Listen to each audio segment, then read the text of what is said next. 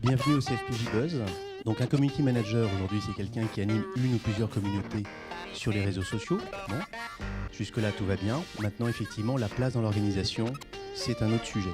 Aujourd'hui, nous avons Yael Techer qui est responsable du community management de voyage SNCF.com et Damien Douany qui est cofondateur de sa FADA Agency. Voyage SNCF.com et le community management, on a décidé chez nous de le mettre au service de 3 grosses entités. La première, c'est la e-réputation. La deuxième, c'est le business, parce que c'est le nerf de la guerre. Et le troisième, et non des moindres, et le plus important, c'est évidemment au service du client. Ça veut dire qu'on a mis en place une Love Team qui, depuis maintenant un peu plus de 2 ans, se réunit une fois par semaine et consulte tous les irritants des clients. Et donc, on écoute et on lit tout ce qui se dit, sachant qu'on a plus de 100 000 verbatim qui sont remontés par mois. Donc, c'est énorme. Et on est vraiment dans le test and learn systématiquement.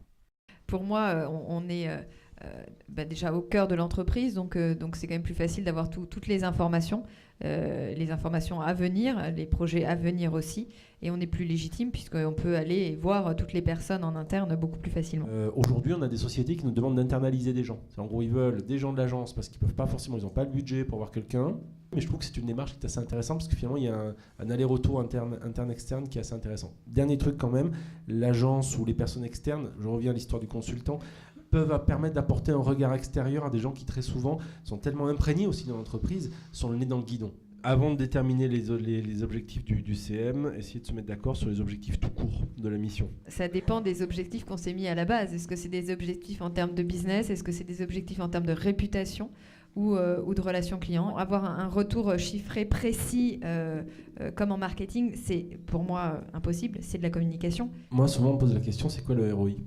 Et je leur réponds, le premier ROI, c'est d'abord de savoir ce qu'on dit sur vous et d'en prendre compte. Et si vous n'êtes pas capable, on va dire, d'avoir mis ça en place et que vous voyez uniquement les réseaux sociaux comme un outil, une page de pub supplémentaire, vous vous plantez complètement.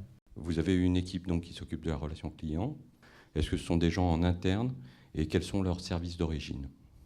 Alors, ce sont des gens en interne et à l'origine, ils viennent de la relation client et on les a formés derrière pour répondre sur les réseaux sociaux, puisque c'est une réponse qui est un petit peu différente et une façon de répondre qui est différente des mails. Donc, ils ont toute la culture, la connaissance.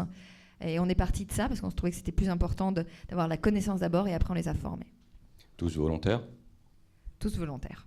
Donc peut-être que déjà la première piste, c'est d'avoir peut-être quelqu'un chez vous qui a envie de ça et qui se dit tiens, c'est peut-être une évolution de carrière intéressante.